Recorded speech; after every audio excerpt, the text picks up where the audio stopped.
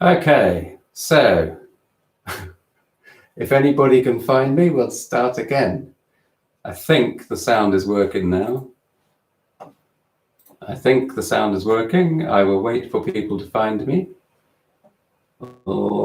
Jim, there you go. Yeah. Seems to be okay. Cool, excellent. Yay! Woohoo! Okay, can somebody tell me where we got up to? Was it me talking about my dad having passed away because it obviously was his fault, or more likely to have been Hamish, to be honest, because he hated technology? Where did we get up to? Yes. Okay. Right.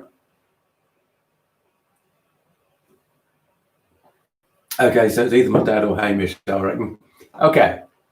So, what was I thinking? What was I saying? Where was I going? Good to see you all back. Yeah, Dad being there. Oh, yeah, that's right. So, yeah, because it was close to his birthday, which it is, a couple of weeks' time. I can't remember my train of thought. I don't think so, JF. I can't believe 40 minutes has gone already. Hopefully Voigtkin will find us again. I think it was his fault. Full Monty. Yes, time travel. Yes. Yeah. Excuse me. Oh, you're there. You made it. Yeah, I'm blaming you, Full Monty. You arrived just before. Okay. I don't think I was saying anything untoward, Steve. Otherwise, I might suspect that perhaps I was. I haven't even mentioned COVID-19 yet. Let's talk about COVID-19 from the point of view of awareness. The point of view of awareness, the single point of awareness. Because that's, it's a similar, I mean, it's the big thing, isn't it, at the moment? I don't want to get into the whole question of, actually, I don't, hang on, let me just settle back into that, because there's more there that I wanted to say about those that pass over and that aspect of self.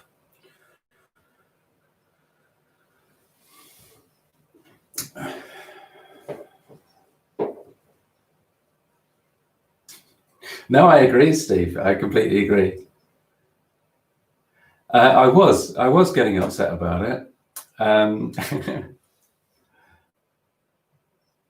I think it's more likely that he was just making a point that he's here, and as Jenny Parks, as who doesn't appear to have found us, but maybe she will.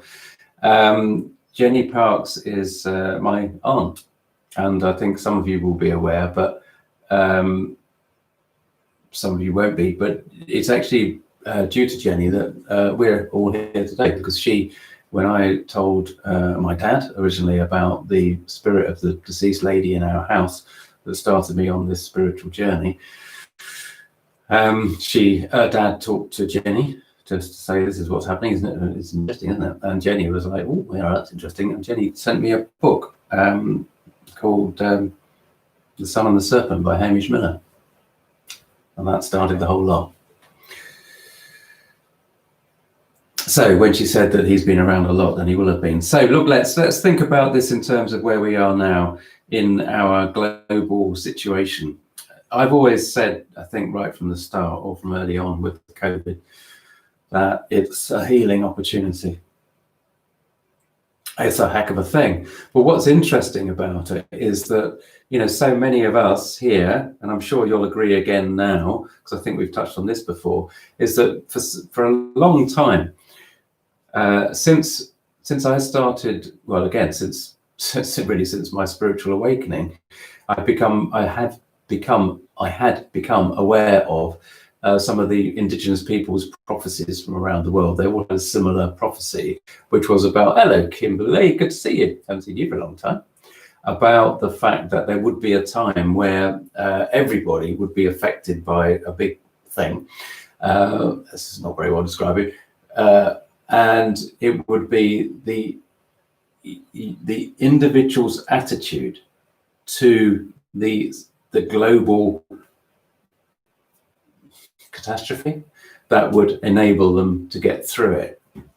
And this sort of relates to the issue in a way that we'll talk about another time more about the way of looking at illness.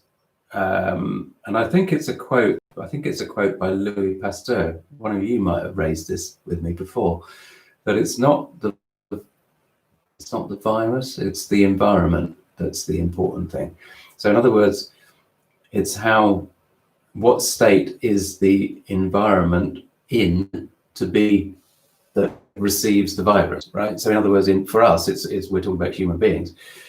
What state is the human being in when the virus arrives in the presence of that energy body, of that person?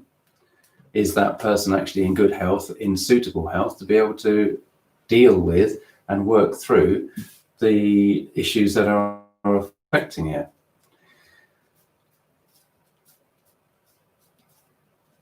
Right.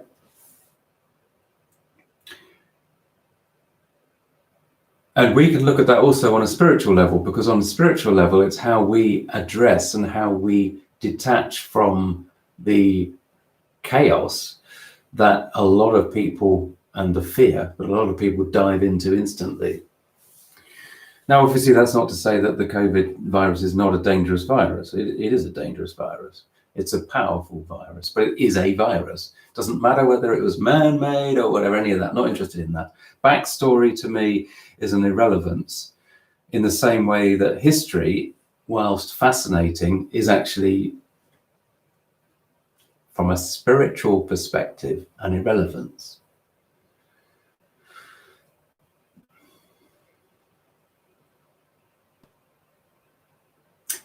Well, yes, I know exactly, and so this is the thing, isn't it? Though, you see, because the chief that Margie is talking about there, absolutely, that's the essence of the global crisis and the global situation. Well, okay, that is the global situation that we are in. We are all in that global situation.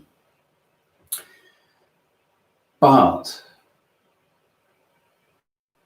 the way out is this is why I'm not reading this, right? Because this is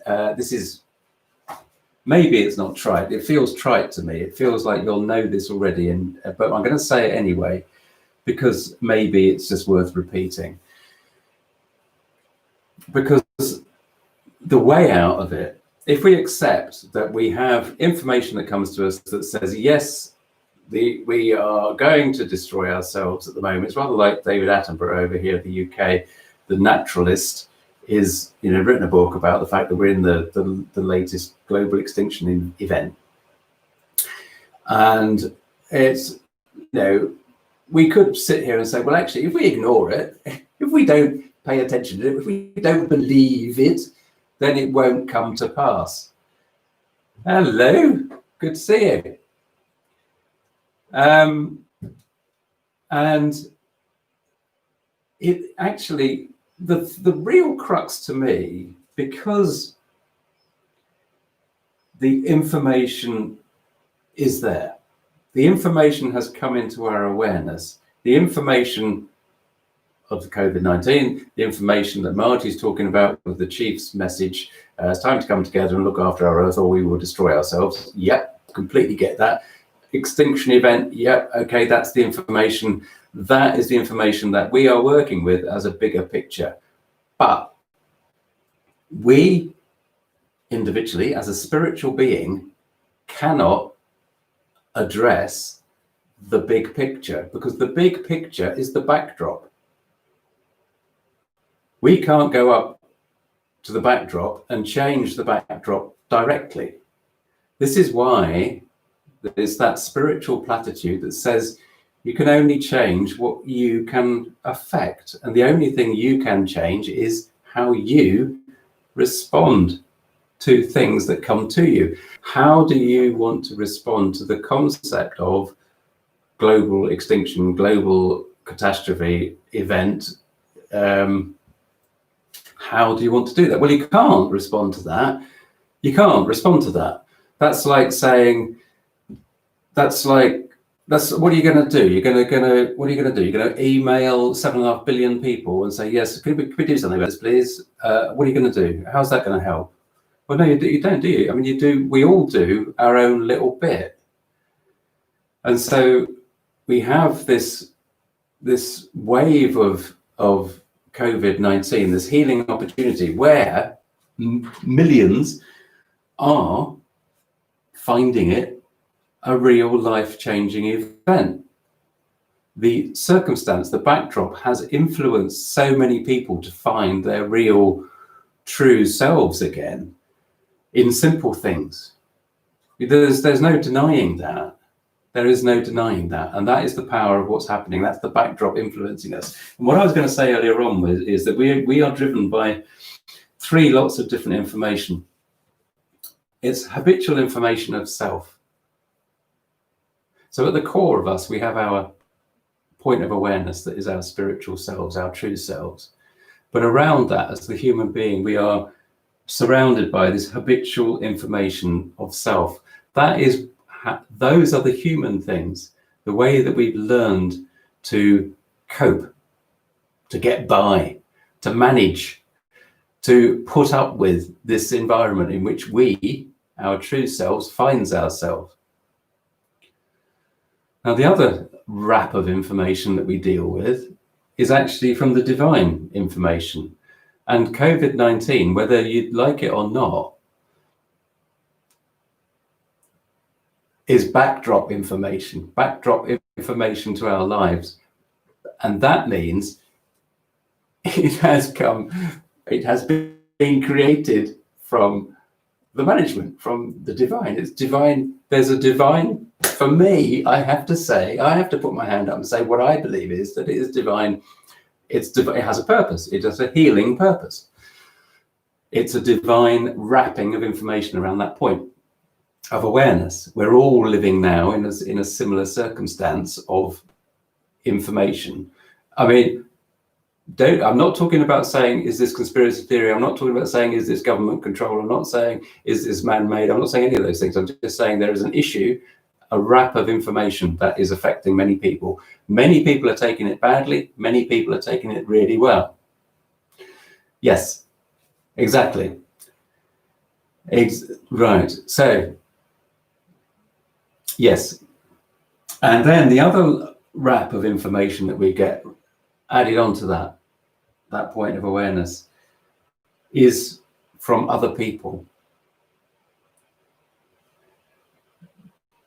In terms of thinking about it, let's think about Bruce Lipton, great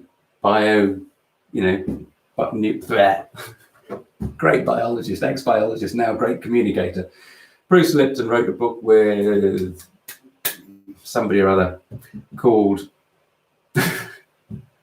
yeah, this is preparation. I wasn't going to mention it, but what it is, it's a book that is, anyway, he talks about the basal paradigm, which is the paradigm of belief systems of the whole of society. So in other words, this third wrap of information that we have is the information that others believe and that we are subject to as well, because the basal paradigm of belief of the human species, the 7.5 billion, creates the world in which we operate. So all of these 3 points, if we can remain effective and aware of our true self, our true point of awareness, then we can be detached from all of these 3 layers, and we can observe and deal with those 3 layers as they come to us, if we're able to identify what it is that we want to react to. Yeah, it's not the biology of belief, it's another one, Kim. But yeah. Hey, Carol, good to see you, good to see you. What's the finger about? The finger is the point of awareness. You might have missed that. That's what we are. That's the point of awareness. Thanks.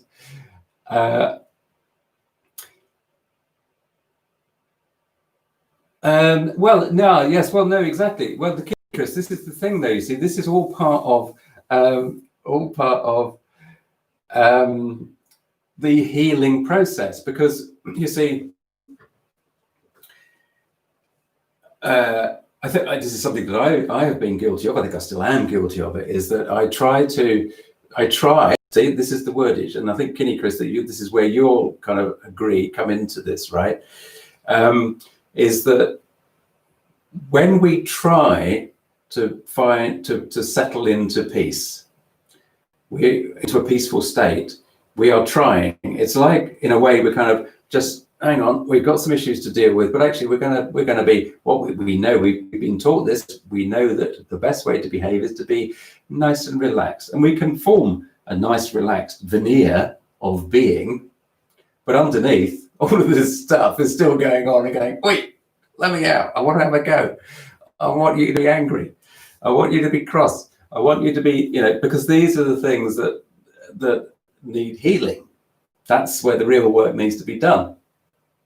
And so actually what happens is that if we just put the lid on that and I mean, nice and calm, so we meditate and we go nice and calm, but actually we do something else and we get in the car and we drive off and somebody cuts us up and we get, whoa, bloody hell, you bastard, all this sort of stuff. It actually indicates that actually we're not being nice and calm because we're not living the calm. We're not playing a finger again. We're not playing host to calm. What we're doing is actually we're playing host to calm and the frustration that is behind the calm.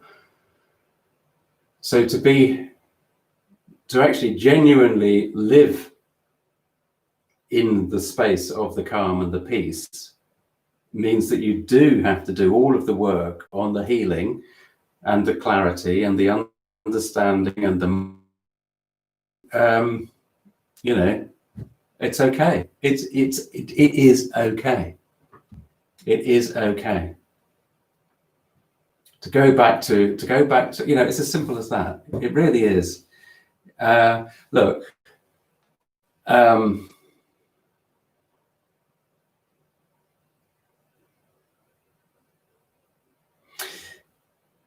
yeah, well, exactly, Voikan, Full Monty. To express your feelings is okay, and that's exactly it.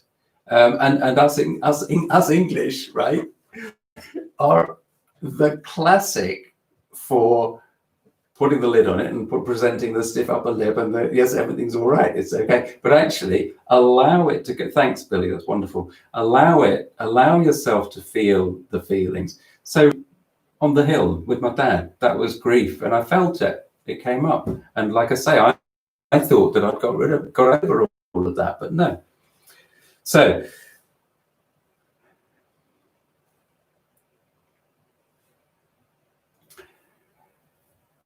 yeah, good point, Kim. Good point.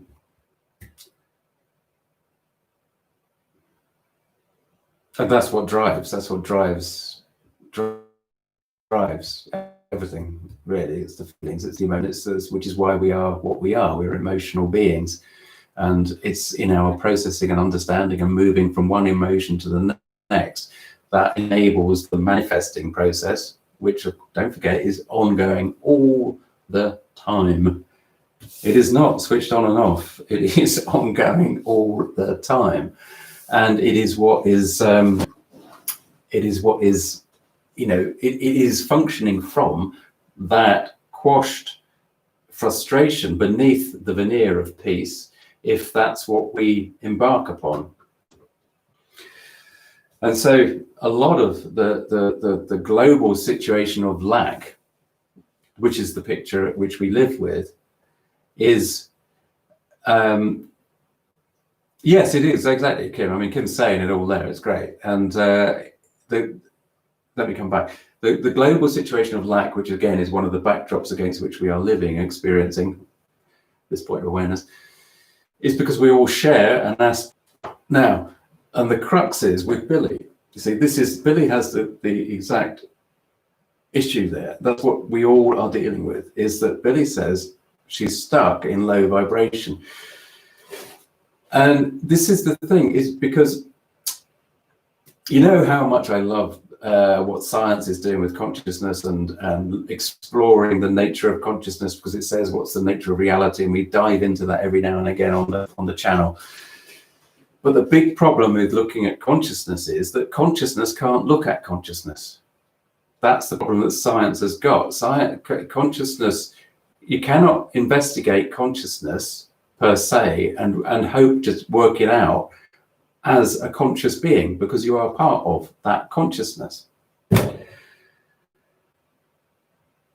The chances are, I mean, I believe that we are, we are created, we are what we are, because we are feeding back information all the time, every moment, every nanosecond, back to the ultimate creator. But it's possible that actually what we're in is some kind of really weird feedback loop as consciousness tries to evaluate itself.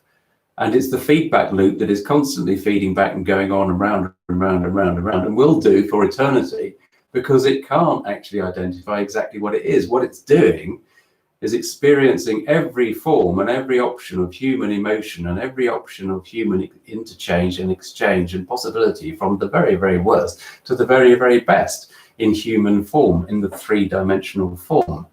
Constantly, 7.5 billion souls at the moment playing out that emotional scene every second of the day. Yes, well, indeed, yes, but it's, well, I agree. The soul, yes, but souls are consciousness. I get what you're saying there, Boykan, Full Monty. No, well, exactly, but I think where I was going was that it's that the healing. I'm just addressing Kinney Chris's thing, because I quite often get accusations of, when you say all this stuff, you don't tell us how. And actually, to a certain extent, the how is, there's not one how. That's the point, Kinney Chris. There's not one how. And there isn't one way to heal as a collective.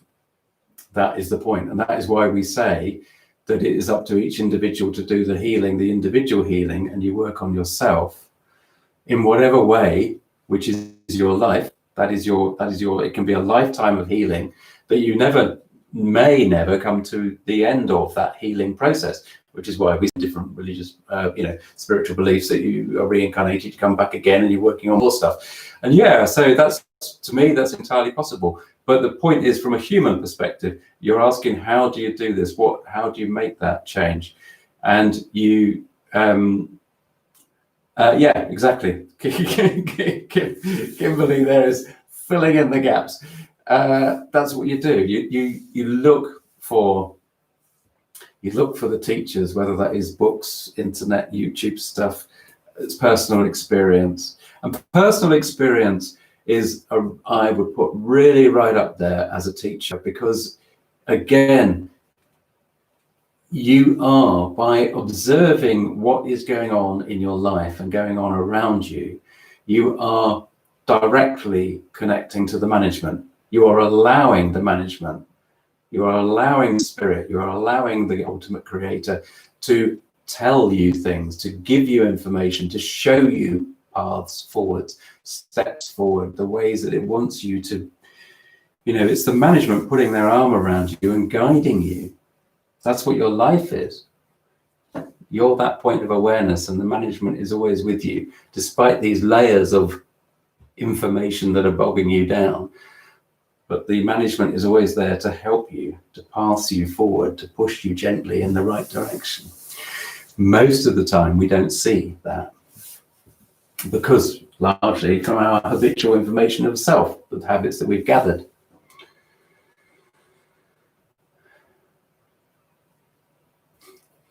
Soft, squishy plushes. Nice, Billy. Yeah. Okay. I think what would be lovely would be, I would love it for you guys to pop down some specific questions. Kinney Chris, I'm glad that was helpful. If you can, any of you, when we go through these, or just when we finish, we'll finish very shortly. We're on the half past, but it's okay. But put the little comments in, because that really does help me kind of understand where you are and where you want to explore. because if I can do anything to help people shift their perspective a little bit, then that's it helps me. If I can help you, but you need to guide me. We don't need to. It would be helpful if you did, and then I haven't got to spend hours writing stuff that I don't use. I'm not complaining. It sounds like I'm complaining. I'm really not. I'm very grateful. Gratitude. Gratitude. Don't we just love it? So let's just wrap up with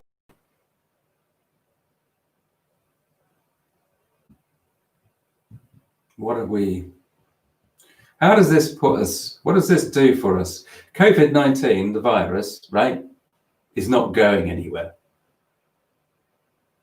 Thanks, Billy. We'll just wrap up now. COVID-19 is not going anywhere. So it's another virus, yet another virus that is there. It's a nasty one. It's a nasty virus, but it isn't going to go away. One day there'll be vaccinations, and hopefully it'll be choice as to whether we are, let's not worry about that at the moment, because the information is not there at the moment about the political wave that will follow on when a vaccine is available, because it will be. This is an RNA virus, so it affects, I believe, Margie would know about this, that it affects the DNA. I think an RNA is a ribonucleic acid. Oh yeah. Good one. Yeah. That's yeah.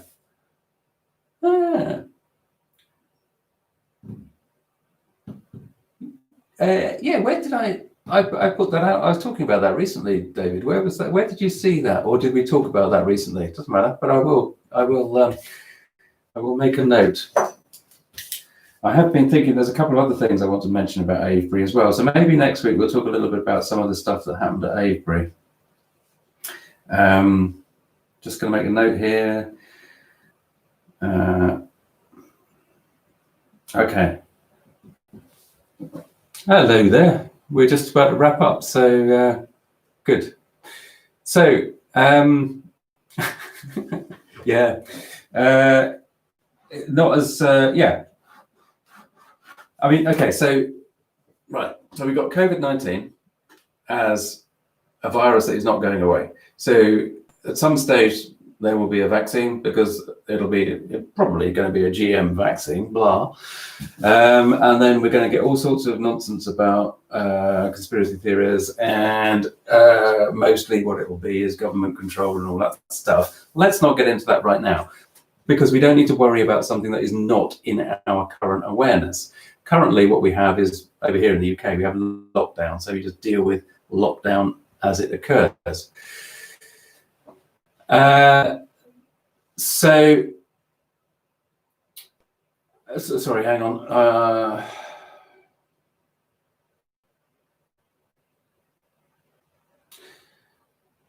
Good. Okay, good. I'm glad you enjoyed it, Tammy.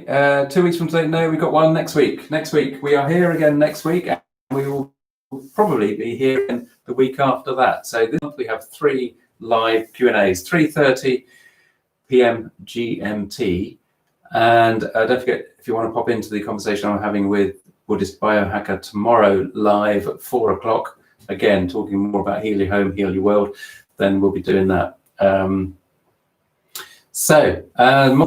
Voikan, who painted that picture? Nobody that I personally know. It was a picture actually that my mum and dad, interestingly, my mum and dad had in their house, and I thought it was much nicer than having the mirror up there, which I've had up there before. So, cool. Deal with what's in front of you. That's the most important thing. Billy, this really applies to you. Fantastic. Well done, Billy. Thanks for that. Thanks, Mary. Just deal with what comes directly into your awareness, and be aware of what comes into your awareness and when it comes into your awareness, and notice what emotions you play host to as things come to you. That can be things that are pressing your buttons on a habitual basis from somebody that you're living with or somebody you're working with, or it can be a wider context thing that you're affected by if you go outside, authority figures, this sort of stuff. Could be anything. Anyway, look after yourselves, you spiritual beings. The answer in all of this stuff, the simple things. And one of the front of you, and the other one is the great spiritual truth that I've now forgotten. Okay, guys, so we'll see you in a week's time. Take care. Be kind to yourselves and others. Yeah, that's a good one. All right. Bye-bye, Margie. Take care. See you, everybody. I'm going to say bye-bye. Thanks for being there. Okay. Oh, Deneen, you were there. Take care. Bye-bye. Bye.